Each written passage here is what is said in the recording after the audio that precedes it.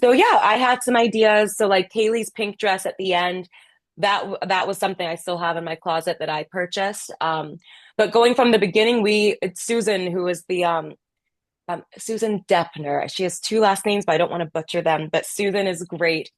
So she and I talked about how at the beginning Kaylee's very structured. So we made sure lots of blazers, lots of clean lines, belted up, buttoned up, just to represent how she doesn't really leave much of her life to chance. And then as the story goes on, she starts wearing looser fabrics. She wears more skirts. She wears more flowy shirts versus a tight buttoned up shirt. And then by the end, she has a dress on. This not only signifies her moving up into this, oh, almost said a spoiler. Welcome to Survive the Shows. Welcome, everyone, to this exciting interview segment here at Survival Shows. I'm Desiree, and today we have the pleasure of sitting down again with the amazing Heroes Cook, star of the new Lifetime Christmas movie, The Christmas Campaign. Join us as we delve into Chelsea's insights into her character and the challenges of filming this movie. Thank you for being here with us, Chelsea. Thank you so much for having me again. It's so good to see you again, Desiree. For me too. So, talking about this new movie, how did you first hear about the Christmas campaign, and what about the script made you want to be a part of it? Yes, so this one was really fun because I actually didn't know that many details going into it. It had a different name. It was on the usual audition platform, which is Actors Access. And there were two scenes, but the scene that really grabbed my attention was the first one because it was a 5-page scene and it made it into the movie, where Darren and I are having this argument in a conference room. And the writing was just fantastic. It was so much fun to play with because we are we're saying zingers to each other. We're getting to play with these different emotions. There's a little tension there. So when I read for that, I was like, as we've talked about, I pretty much detach from anything I audition for. But this one, I was like, it would be cool if I got this because I really like this character. She's fiery. She's awesome. Great. And tell me about your character, please. What's her name, her backstory, and what's the first thing you want the audience to know about her? Yes, yes. So my character's name is Kaylee Brooks. Kaylee, she grew up a perfectionist and overachiever, which I can really relate to. But at the end of the day, she does have a lot of love in her heart for her family, for her job, eventually maybe for Darren. And she really just wants to do a good job. I think in the movie at the beginning, I think she could be misunderstood and people might just think she's uptight and she can't have fun and yeah, she is just too tightly wound. But it comes from coming from a family of judges and high expectations. And I think a great journey for her throughout this movie is to learn how to accept herself and realize she's good enough and that she doesn't have to be in this one mode all the time. Great. And how would you describe your character emotional journey over the course of the movie in a sentence? To not spoiler. Yeah, yeah, let's see. Oh, without spoilers. I think I would describe her character journey as going from being too much in her head and not trusting herself enough to feeling happy and confident in her choices and in her life. Amazing. What was your process for finding the character voice and physically? Any specific exercise you use? So this one, honestly, after I got cast, it came up very quickly. I don't think there were any physicality things I used. This one was interesting because I actually was able to pull a lot from like myself, especially growing up. I think we talked about this in the other interview, but I've been on a really incredible journey of trusting my instincts more, getting more confident, um, not feeling the need to prove myself nearly as much as I used to. But I still have very vivid memories of when I used to do that and also how my body felt when I was proving, overachieving, over perfecting. And so I really was able to bring that into Kaylee's character. And, physicality wise, it kind of just came to me. It's not like I really practice at it, but Kaylee, she holds herself upright because she cares about order and balance and getting the job done and poise and image, of course, because she's going for this promotion. So I did find that physically her movements are, again, she's more upright, she's holding herself a little bit more tightly versus, loosey goosey. She holds a lot of tension in her face. As I was watching the movie, I was laughing because there are so many moments where she's giving a face to Darren because she's so annoyed, but she can't say anything.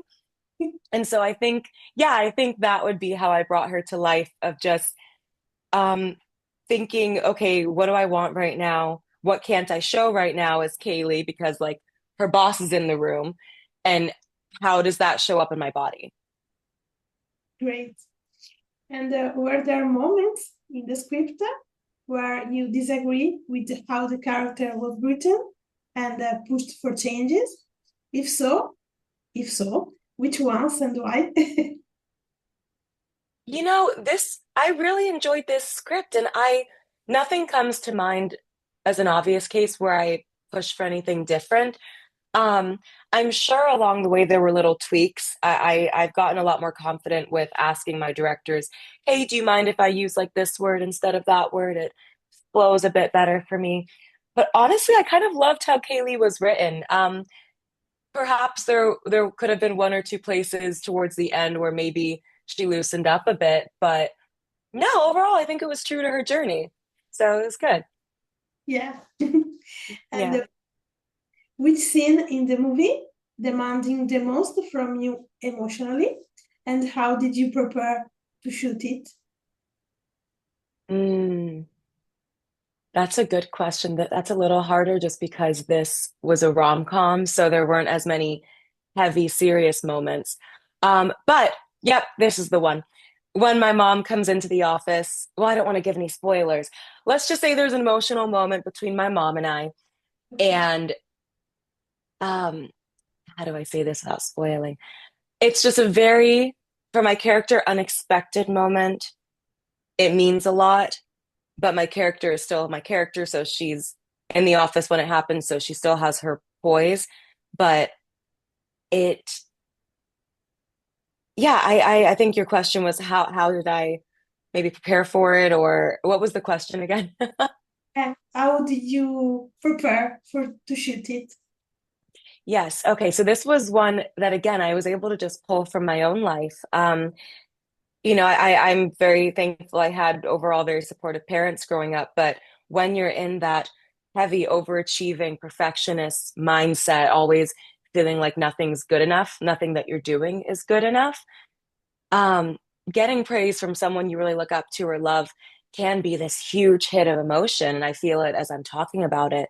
So I pulled from that. I pulled from what that felt like, even though I'm able to give that validation to myself now. I thought, oh, what did that mean for me? Let's say, I'll speak candidly. When I moved out to LA, my parents didn't get it. They loved me. They supported that I was doing what I wanted to do, which was move to LA during COVID, but they didn't get it. They don't come from this world. And it took some time for them to come around a bit more when I started booking things and they started to understand and see my vision coming to the physical realm. And I think we definitely had a moment where like they were like, I'm proud of you. Because they saw what I saw up here coming to life, and it was really special. So I would say that's how I brought my experience into that moment that I can't actually talk about because it's a spoiler. That's cute. Thanks. And did you draw on any personal experiences other than that you just said to assess the character's emotional beats? Can you give an example? Yes, let's see. The one I just gave is definitely an example. Yeah. Um, I more nebulously versus an actual person that I was referencing, but when I'm having issues with Darren in the movie, I've definitely had to work with people who are just infuriating, undermining, getting special treatment when they haven't done anything. I've definitely experienced that. So I think I definitely pulled from what that felt like, whether it was group projects in school, whether it was work, before I started doing acting more full time. I think we all have encountered that person at least once where it's like, how the heck have you gotten this far in life? And how are you getting this much praise when you haven't even done anything? So I would say I drew on that feeling. As far as specifics, I can't think of anything else because we already covered the mom Yeah, moment, and I think that's the most significant. amazing. Yeah. There's a specific line or moment in the movie that felt like an emotional truth for you. Which one and why? Mm. Okay, no spoilers. You said is if there's a line that stuck out to me, right? That was especially emotional. Yeah, Mm. It's tough. I keep going back to the mom scene, which I can't talk about too much because it's yeah, later in the movie, but that one was, yeah, that whole moment was very significant. When we share that moment, that again, I'll kind of keep under wraps. Um, and I think as well, again, without spoiling too much, there's a scene where Darren comes to dinner with my parents, and let's just say he sticks up for me. I'm just going to keep it very vague. But in my life, I haven't necessarily had to have or even had a significant other stand up for me like that to my parents. They haven't needed to, but more the parallel of sticking up for yourself, standing up for what you believe in, and then also believing like what you've done is enough and being rooted to that. That I think was that stuck out to me in the script because that exchange, even though it was coming from Darren, it definitely started changing how Kaylee felt about herself and how she started showing up in work. And she got more confident and she spoke up for herself more. yeah, amazing. Yeah. And how did the director work with you to shape your character? Any directorial notes that really shifted your approach? Sorry, can you repeat the question? How did the director work Mhm. with you to shape your character? Any directorial notes that really shifted your approach? Yeah, this one actually we got to be a little bit more laissez-faire with it. Dave is awesome. He like knows what he's doing. He knows the shot he's going to get. Like he's worked in the industry for so long. He knows his stuff. And what I really enjoyed working with him, what I really enjoyed about working with him is he gives you the freedom to explore the character and make your choices. If something really doesn't work, then he'll tell you. But honestly, I had a lot of freedom to kind of develop Kaylee on my own. I think he might have even told me like my instincts were spot on with how I was portraying her. Um, yeah, I can't think of anything in particular. I really appreciated how he let us have the freedom with our characters. It was really fun. Amazing.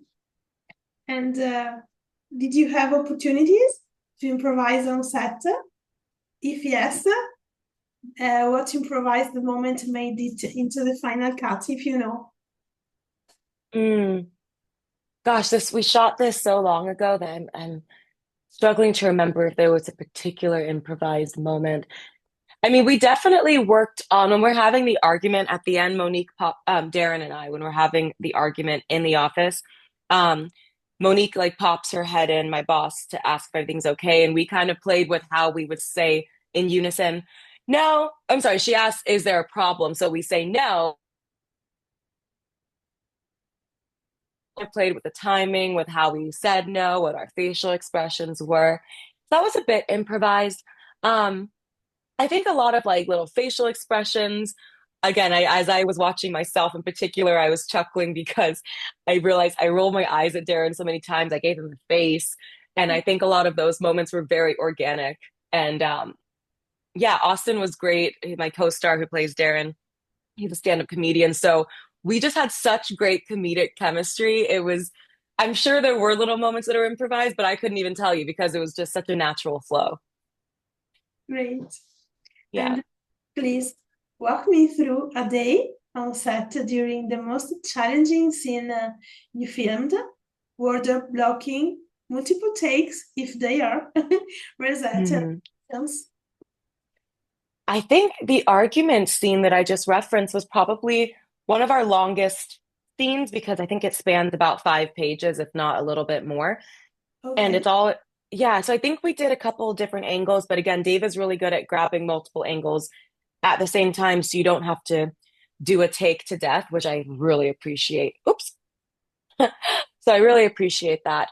Um, I would say going into that day, you definitely wanted to be off book. We definitely wanted to make sure we knew our lines. Timing was very important because as we're arguing, we have to cut each other off. I think people leave the room at some point. We are standing versus sitting. Um, Comedic timing was very important for that scene. So that was probably the hardest one. Still went pretty swimmingly because I think since we knew it was going to be challenging, we made sure we knew our lines. We made sure we knew our beats and we rehearsed it, and it went as, yeah, went more smoothly than I thought it would, considering the difficulty. Yeah, amazing. And the wardrobe and styling often tells a part of the story. How did costume choices help you define your character? Yeah, so this one was fun because I actually got to work with the stylist to make it a more collaborative process. So yeah, I had some ideas. So like Kaylee's pink dress at the end, that was something I still have in my closet that I purchased. But going from the beginning, it's Susan who is the Susan Deppner. She has two last names, but I don't want to butcher them. But Susan is great. So she and I talked about how at the beginning Kaylee's very structured. So we made sure lots of blazers, lots of clean lines, belted up, buttoned up, just to represent how she doesn't really leave much of her life to chance. And then as the story goes on, she starts wearing looser fabrics. She wears more skirts. She wears more flowy shirts versus a tight buttoned up shirt. And then by the end, she has a dress on. This not only signifies her moving up into this, oh, almost said a spoiler. How do I say that? Oh, I don't want to say anything. Oh, that was so close. That was so close. Let's just say the end represents a different side of Kaylee, but I don't want to accidentally spoil and pull a Tom Holland. So let's just say when you watch it, the color of the dress, the structure of the dress, those are very fitting with how Kaylee's life has developed by the end of the movie. I'm going to leave it there. Great. Yeah, That was so amazing. It's great. close. uh, how was the chemistry between you and your co-star that played Darren? Was there a particular rehearsal or moment that solidified that chemistry? Yeah, I think it was great. Austin was really easy to work with. Again, I think we played off of each other very well because I enjoy comedy and he's a proper stand-up comedian. So the comedy worked really well. We both understand timing and flow and cadence of words. And then, it's funny watching it back, he texted me that his dad was like, "Oh my gosh, you kissed this girl like 4 different times in the movie." And that's not a spoiler because the commercial pretty much shows that we do it at least once, so that's not a spoiler. But yeah, I would say the chemistry wise for that, honestly, we kind of just went into each one. I can't say we really prepared, so I think it was just a natural flow and um, being comfortable with each other by that point. So yeah, for fear, I feel like I'm so close to giving spoilers with every answer, so I'm gonna leave it at that Yes, for my own good. fine. And were there any scenes um, you sorry It's uh, okay. um, what was the funniest scene to shoot? Mm.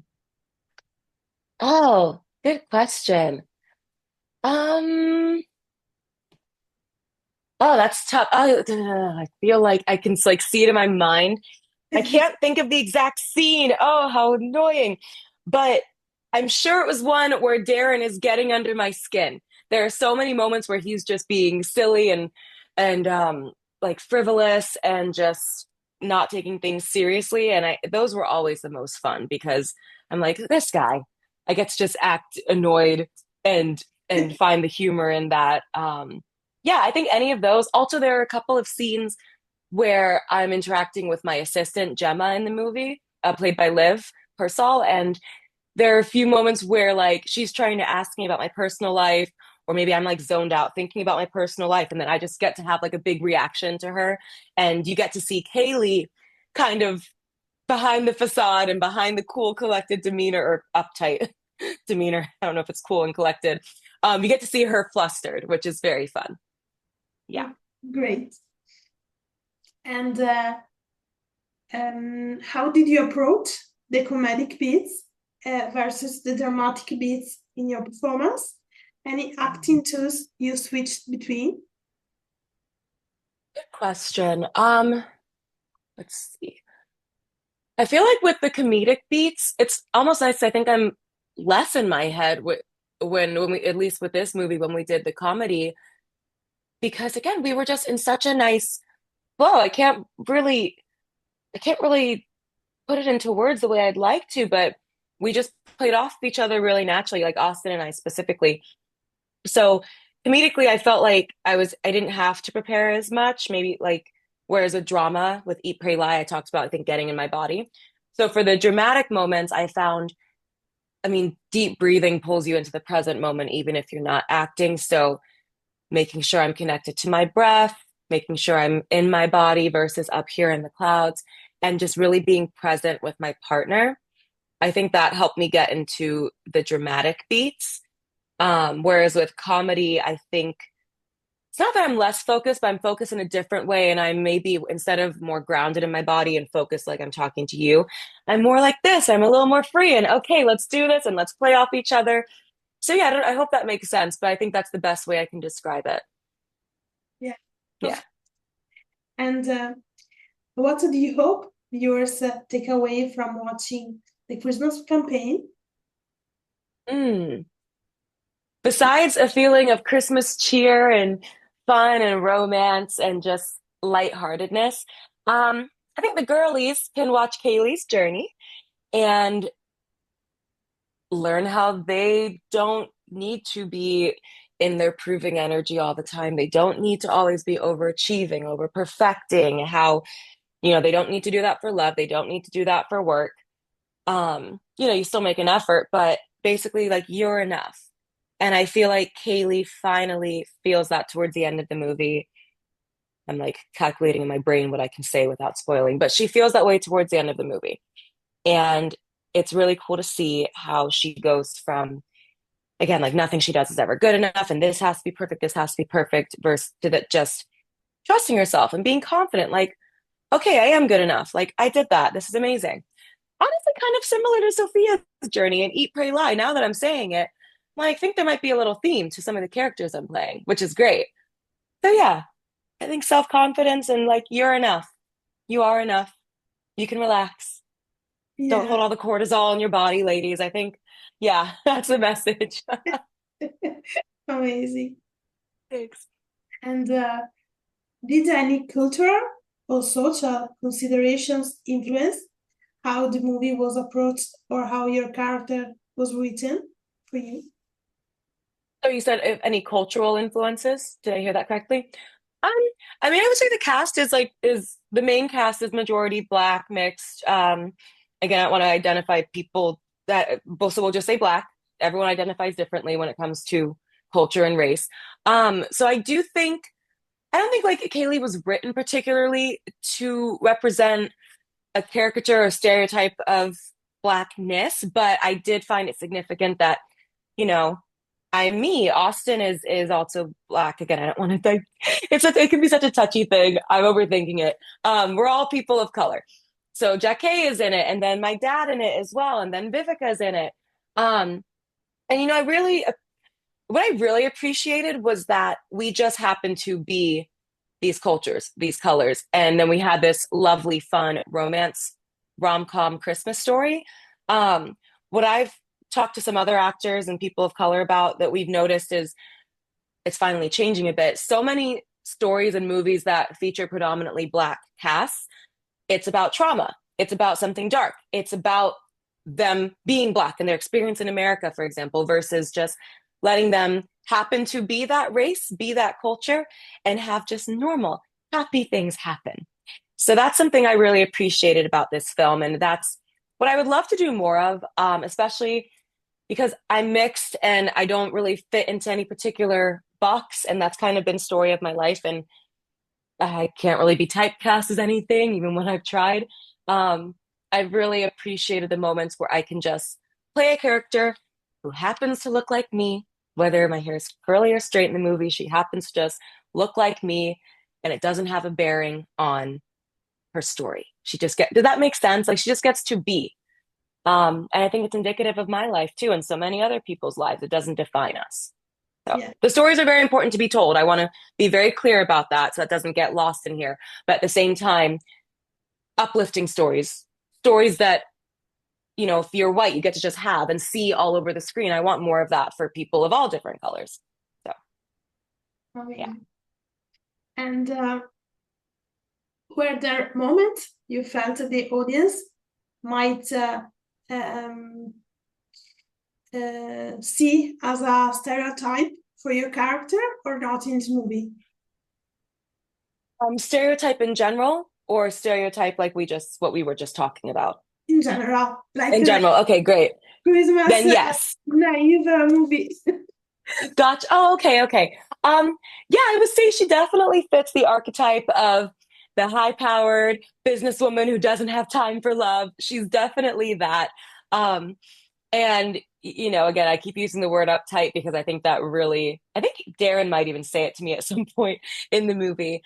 She definitely fits that bill of the woman who is just like, I can't enjoy myself. There's too much to do and too much that I have to get done. So I don't have time for love. I don't have time for friends. I don't have time for social life. That's Kaylee at the start of the movie. Yeah, and you see that play out in her life. Like she really, I mean, you could argue her assistant is like her best friend because the assistant knows so much about her life. You might start to wonder, does Kaylee talk to anyone else about what's going on in her life? So yeah, yeah. Great. And how has early audiences feedback affected uh, your perception of this movie? What was the audience's feedback you have just from now since the movie premiered? Yeah, so far really good. A lot of people have said they liked it, that it was really cute. Um, yeah, overall positive, which has been nice. I think again the writing was good. I think we had great actors in it to bring it to life. And yeah, just like a fun, warm, cozy Christmas movie. So far, it's been really good. Amazing. And how has working in holiday and TV movies shaped your career choices compared with the feature film? hmm I really like it. I did another Christmas movie called A Heart Full of Hope this year. So these are my first two Christmas movies and specifically rom-coms. And I love it. I really would love to do more comedy. We talked about, I think last time that action is one I want to do, but comedy was so fun. I mean, I'm a very lighthearted, bright person in general. That's my outlook on life. So I really think that working in the comedic world and rom-com specifically, where it just leaves you with that warm, fuzzy feeling, I would love to do more. I would not mind if I had a few more lined up next March as well. Amazing. And what's next for you professionally? Mm. So I have some things in the works. Hold on, let me make sure my AirPod. Okay, can you still hear me? Yeah. Amazing. It's like doing a weird noise cancellation thing. So, what I have in the pipeline, I always have ideas. I was telling a friend, I have the blessing and curse of always having ideas. Professionally, going into the new year, right now things are quiet because it's the holidays. So, couple potential projects in the pipeline, so I'll have to wait to get confirmed as far as acting goes. but I'm actually planning to expand my online presence and share more of my life in front of the camera and behind the scenes. So I'll be starting a Substack by the end of this year, going into the new year. So I love writing. That was one of my first loves as well. So I'll be writing and sharing more about like behind the scenes, on set life, things I've learned. I'll be doing that for my main page, Chelsea Rose Cook. I also will be doing that for this self-love venture I have that's going to keep in my back pocket for now. Maybe next time we'll talk about it. Um, but it's basically self-love and confidence for women. If anyone's like dying to know how they can learn more about that, they can message me on my main Instagram. And then also, I'm still expanding my unshakable sessions, which I believe we touched upon maybe a little bit last time. It's my mindset and energy coaching for actors. So I've done a few sessions of that already. It's been great. So far, my clients are really liking the way I run the sessions. They like the homework that I give. They're feeling the mindset shifts and the transformations already. So I'll be offering more of those. Again, it's Unshakable or the Unshakable Actor on Instagram. And in the new year, my goal would be to expand into like an actual program, a course that people can take, have more resources that people can do on their own if they don't necessarily feel aligned with one-on-one coaching yet. So I'm very excited to be working on those. And I'll leave it at that because the idea machine's always running. Oh, amazing. Looking forward Thank you. to hear more about that. Thank you. Great. And so this is it. Make sure, all of you, to coach the Christmas campaign on Lifetime platform. And thank you, Chelsea, to join us today. Thank you so much. It was great to be here again. Thank you, guys. For me too. And thank you all for watching. Bye.